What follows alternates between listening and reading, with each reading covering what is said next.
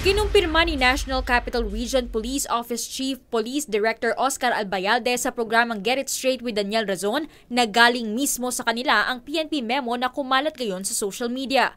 Laman ng memo ang umano'y planong pambobomba ng teroristang grupong Maute sa mga mall at pampublikong lugar sa Metro Manila. Subalit binigyan diin ni General Albayalde na hindi kumpirmado ang mga impormasyong nakalagay sa nasabing dokumento kaya hindi umano dapat mangamba ang publiko. So, totoo itong memo na to? Well, dun sa kanila, yes. That started from a text.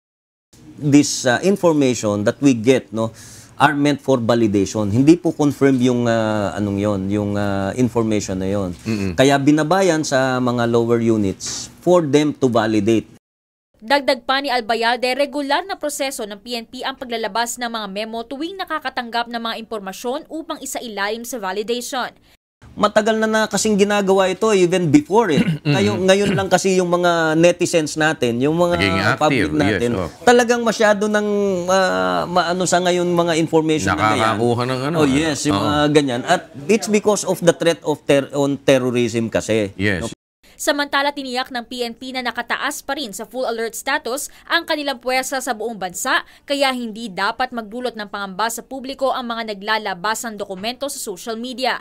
Hinikayat din ito ang publiko na imbis na ikalat sa social media ang mga confidential document ay agad itong ipagbigay alam sa pulisya upang agad na magawa ng aksyon.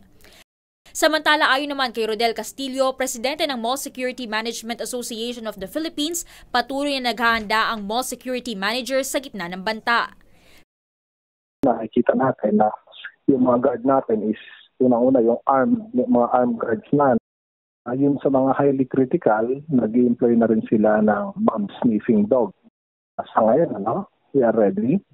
Pero but then again, lagi namang merong iba yung naghahanda ka sa plano kumpara doon sa actual pag nangyari na, di ba? Samantala, nirelieve na sa pwesto ang opisyal ng PNP na nag-draft ng unverified memo sa Maute attack.